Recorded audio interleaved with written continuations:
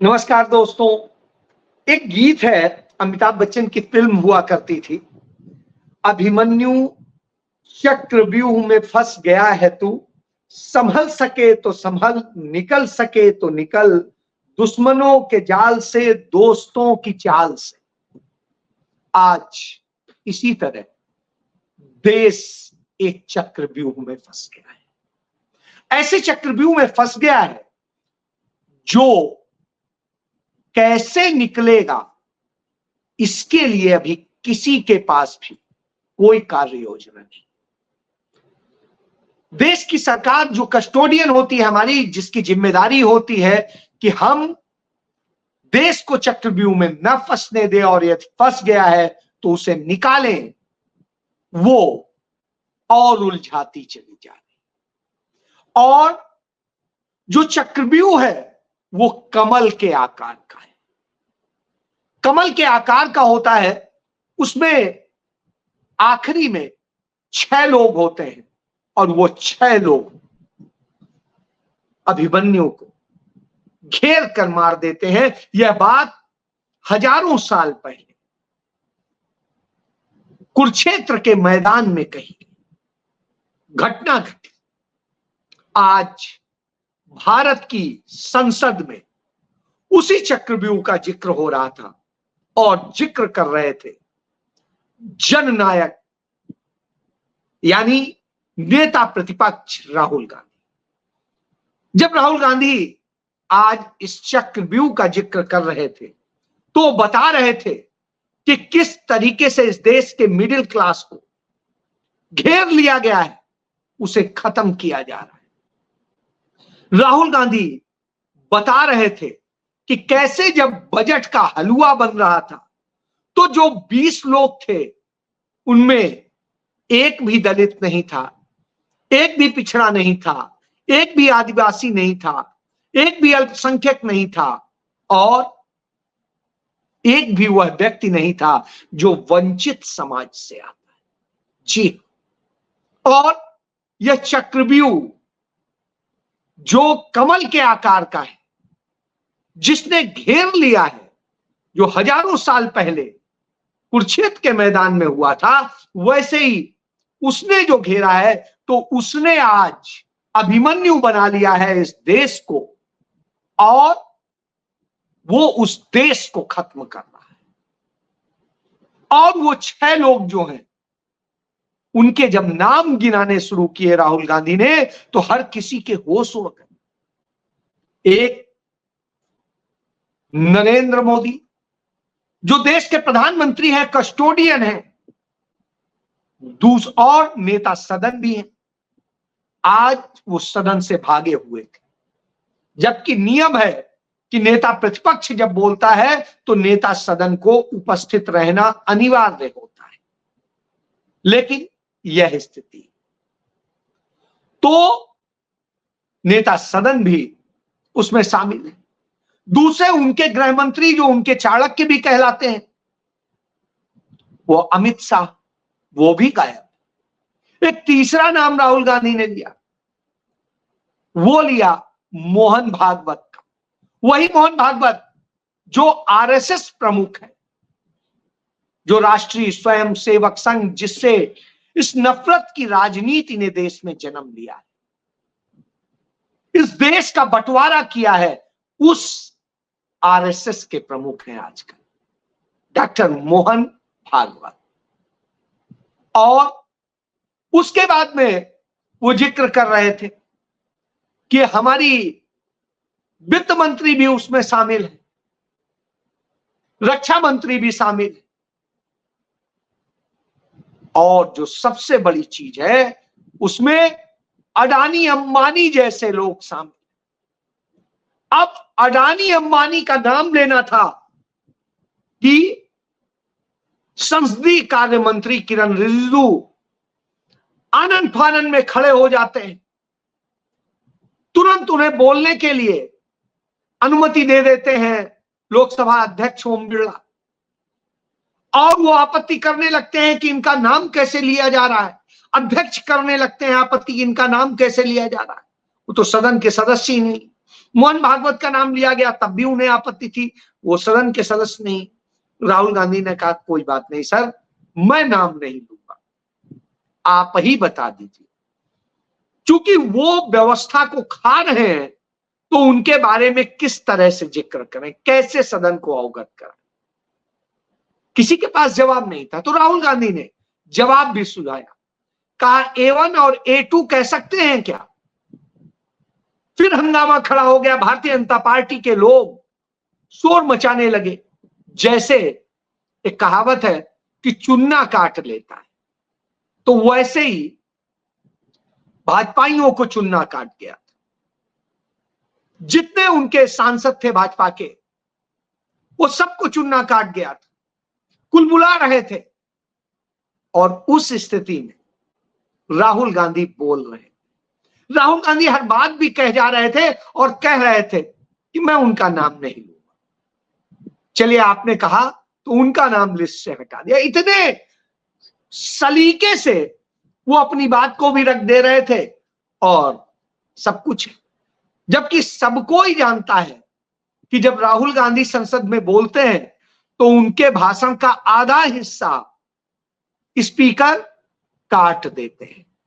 जबकि इस देश के सदन की परंपरा रही है कि नेता प्रतिपक्ष के भाषण का हिस्सा काटा नहीं जाता है, लेकिन राहुल गांधी के भाषण का हिस्सा काटा जाता है। उन्हें बार बार यह ध्यान दिलाया जाता है कि आप नेता प्रतिपक्ष हैं। तो राहुल गांधी कहते हैं हाँ है, लेकिन मुझे बोलना भी है और जनता की बात बोलनी है। उन्होंने नीट की भी बात की कि कैसे उसके स्टूडेंट्स को शिकार बनाया गया। उन्होंने किसान की भी बात की, तो फिर मिर्ची लग गई। जब उन्होंने कहा कि किसानों को रोक दिया गया था, तो सच्चाई यही थी कि रोक दिया गया था और उनको ऑफिस में नहीं आने दिया जा रहा था। तब राहुल गांधी खुद उनसे मिलने निकल पड़े। जैसे ही तो गेट के पास पहुंचे, तब तक आया कि नहीं नहीं नहीं सर, उन्हें परमिट कर दिया गया। उसको लेकर के स्पीकर बोले आप झूठ बोल रहे हैं, वो आपसे मिलके तो गए थे। तो राहुल गांधी ने कहा कब मिलके गए? जब मैं मीडिया के साथ वहां पैदल पहुंच गया तब।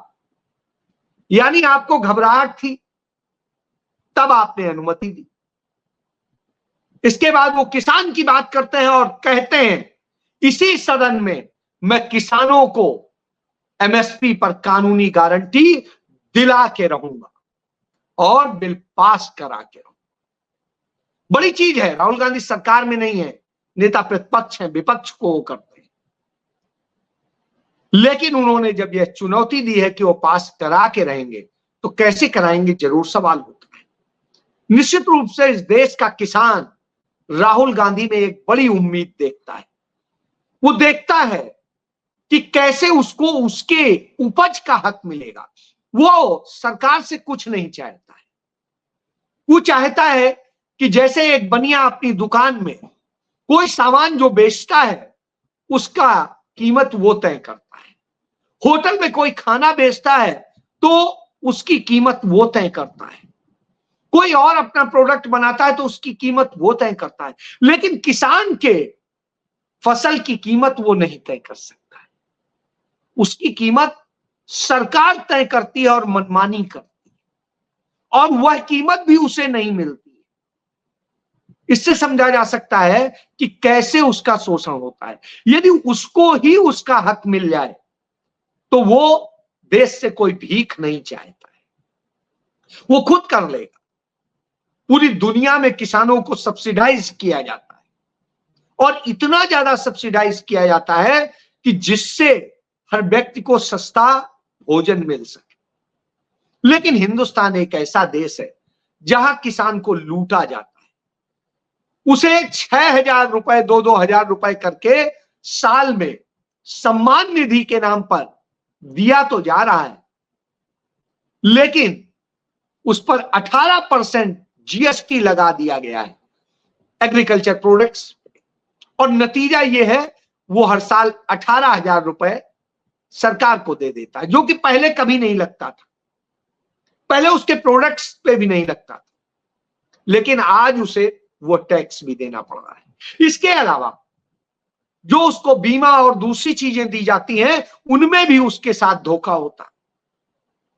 कहा जाता है आप प्रधानमंत्री बीमा योजना के तहत प्रधानमंत्री उसमें वाहवाही लेते हैं, लेकिन उसके लिए पैसा उससे भी लिया जाता है और सरकार भी भरती है। और ये पैसा किसकी जेब में जाता है? ये फिर वही A1 A2 की जेब में जाता है, यानी अदानी अंबानी की जेब में जाता है और उस तरह के पूंजीपतियों की जेब में जाता है। और जब उसे मुआवजा देने की बारी आती है तो कंपनसेशन में उसको कुछ नहीं मिलता है। उदाहरण हरियाणा है, 36,000 करोड़ रुपया वसूला सरकार और किसान को दिया कितना? 8,000। तो 36,000 वसूल करके 8,000 आप दे रहे हैं, यह औसत है और इस औसत से चल रहा हूं तो आप कल्पना कर सकते। चलिए, ये एक चीज हुई। इसके अलावा आज राहुल गांधी ने वह मुद्दा भी उठाया कि जो कहा जाता है मीडिया चौथा स्तंभ है लोकतंत्र का, वो आलोचनाएं करके, समीक्षा करके और दूसरी तरीके से सरकार को आईना दिखाता है। जो संत कबीर दास जी ने कहा था, निंदक न्यारे राखिए कानन कुटिया छवाए, उस परंपरा के तहत पत्रकारों को, वो भी अधिमान्य पत्रकारों को संसद के उस जगह तक आने का अधिकार है, सवाल पूछने का अधिकार है, सांसदों से मिलने का अधिकार है और उनकी बाइट लेने का अधिकार है, इंटरव्यू करने का अधिकार है। उस अधिकार को छीना गया और एक चैम्बर बना दिया गया। उस चैम्बर से वो बाहर नहीं निकल पाएंगे और वो चैम्बर पिंजरे की तरह से, चारों तरफ उसमें शीशे लगे हैं, अंदर आप कैद रहिए, एयर कंडीशन मिलेगा, टीवी लगा है, यहीं से देखिए क्या हो रहा है, कौन जा रहा है, कौन आ रहा है, क्या है। आप सवाल नहीं कर सकेंगे, आप जवाब नहीं ले सकेंगे, आप किसी को घेर नहीं सकेंगे। यानी अब यह दिन आ गए हैं कि पिंजरे में कैद होगा जर्नलिज्म, इस देश की पत्रकारिता। राहुल गांधी ने उस पर सवाल उठाया तो स्थिति यह हुई कि इतना व्यवधान हुआ कि सब बंद हो गया, कोई चर्चा नहीं। लोकतंत्र पर चर्चा हो रही है, बजट पर चर्चा हो रही है और बजट का हिस्सा मनमानी दिया जा रहा है, मनमानी की जा रही है। तो ऐसी स्थिति में इस देश को सांप्रदायिकता की आग में झोंका जा रहा है, इस देश में नफरत फैलाई जा रही है और इस देश में हमले किए जा रहे हैं। कांवड़िए पुलिस तक की गाड़ी को तोड़ देते हैं, उनको मारते हैं और सब कुछ करते हैं। उसका वीडियो फुटेज भी होता है, सारी चीजें होती हैं, लेकिन सरकार, पुलिस सब इतने बेबस हैं कि वो उन अराजक आतंकी कांवड़ियों को रोक भी नहीं पाते हैं, उनके ऊपर न डंडा चला पाते हैं, न बुलडोजर चलता है। लेकिन यदि कहीं कोई व्यक्ति सामान्य सी प्रक्रिया में कुछ कर रहा हो तो क्या होता है, किसी से बताने की जरूरत नहीं। हालात ये है, इसीलिए राहुल गांधी ने कहा कि चक्रव्यूह में फंस गया है। चक्रव्यूह ऐसा है कि हर व्यक्ति की आमदनी कम हुई है, जो भी सामान्य व्यक्ति है उसकी बचत घटी है और यह देश बेरोजगारी के संकट को झेल रहा है। दुनिया की रिपोर्ट आ रही है, वैश्विक मंच पर हम दुनिया के सबसे प्रदूषित देशों में से हो गए। दुनिया के 50 प्रदूषित शहरों में से 42 सिर्फ भारत के। दुनिया की सबसे प्रदूषित राजधानी आज भारत की नई दिल्ली है।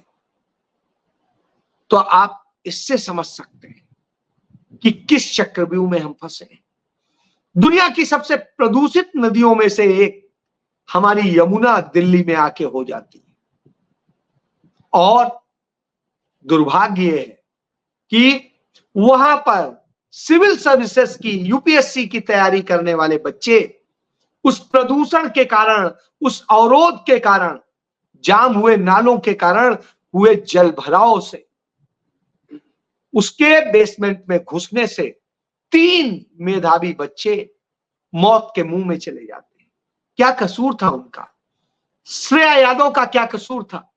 क्या कसूर था तनिया सोनी का? क्या कसूर था डेल्विन का? निश्चित रूप से यह दुखद है। इस मौत का जिम्मेदार कौन? जिम्मेदारी कोई लेगा क्या? शायद नहीं। इसीलिए कहा जा रहा है चक्रव्यूह में फंस गया है, क्योंकि जिम्मेदारी कोई लेता नहीं है, कार्रवाई होती नहीं है और मनमानी सब चल रही होती है। उत्तर प्रदेश ऐसा राज्य बन गया है जहां दलितों का जीना मुश्किल हो गया है। हिंदुस्तान में भारत सरकार के आंकड़े के मुताबिक सबसे ज्यादा दलितों पर हमले, अत्याचार, अपराध उत्तर प्रदेश में हो रहे हैं। सबसे ज्यादा लड़कियां जो शिकार हो रही हैं, चाहे रेप का हो चाहे दूसरे अपराधों का हो, उत्तर प्रदेश में हो रही। ये वही उत्तर प्रदेश है जहां कहते हैं एक भगवाधारी मुख्यमंत्री है, जहां कहते हैं राम राज्य आ गया है और न जाने क्या क्या, जहां जिस राज्य से सांसद है देश का प्रधानमंत्री भी, नेता प्रतिपक्ष भी, उस प्रदेश की यह स्थिति है। तो जब यह हालात हो तो निश्चित रूप से हमें उस चक्रव्यूह से कैसे निकलना, इसके लिए सोचना होगा। लेकिन सोचेंगे तब न जब करने के लिए हो। तो हमारी वित्त मंत्री ने जो बजट पेश किया उसमें 16 लाख करोड़ रुपए से अधिक का कर्ज हम पर और लाद दिया है। अब इतना कर्ज जो लदेगा उसकी भरपाई तो हमें ही करनी। भारत दुनिया की एक बढ़ती अर्थव्यवस्था है। यह दावा किया जाता है किस आधार पर? कि हम कर्ज लेकर घी पी रहे हैं, कर्ज लेकर यह दावा कर रहे हैं कि हम बढ़ती हुई अर्थव्यवस्था। वास्तविकता में कितनी?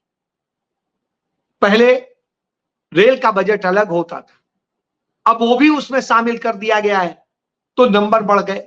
राज्यों का भी बजट होता था, उस बजट का जीएसटी और दूसरी चीजें उसमें होती थी जो उनके कर होते थे, आज वो भी भारत सरकार के बजट में आ गए।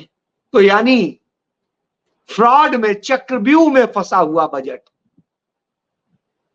तो इस बजट से कोई उम्मीद कैसे की जा सकती है? इसीलिए नेता प्रतिपक्ष राहुल गांधी ने सवाल उठाया कि कैसे कब्जा कर लिया गया है और कैसे चक्रव्यूह में देश को फंसा दिया गया है, युवाओं को फंसा दिया गया है। अग्निवीर के नाम पर जिस तरीके से इस देश के युवाओं का जीवन बर्बाद किया जा रहा है, तो इन सारे विषयों पर उन्होंने जब खेरा तो निश्चित रूप से भागना था। तो भागता हुआ सत्ता पक्ष दिख रहा था। हालात ये हैं, जब से संसद सत्र शुरू हुआ है, नरेंद्र मोदी सदन के बाहर ही प्रेस को संबोधित करके भाग गए और उसके बाद अब तक सदन में नहीं आए। नेता प्रतिपक्ष बोल रहे थे लेकिन तब भी वो नहीं थे। गृह मंत्री भी नहीं थे, गृह मंत्री अमित शाह भी भागे हुए हैं, तब से वो भी नहीं दिखाई दे रहे। बीच बीच में रक्षा मंत्री कुछ बार आए हैं लेकिन वो भी अधिकतर एब्सेंट रहे, और वित्त मंत्री भी कभी कभी आई हैं, नहीं तो वो भी गायब रही। इससे समझा जा सकता है कितना ज्यादा डर है और उस डर में यह सत्ता जी रही। तो अब देखना होगा ये एक्ट ऑफ गॉड है या एक्ट ऑफ फ्रॉड। लेकिन इतना तय कि चक्रव्यूह में देश फंस गया है। जय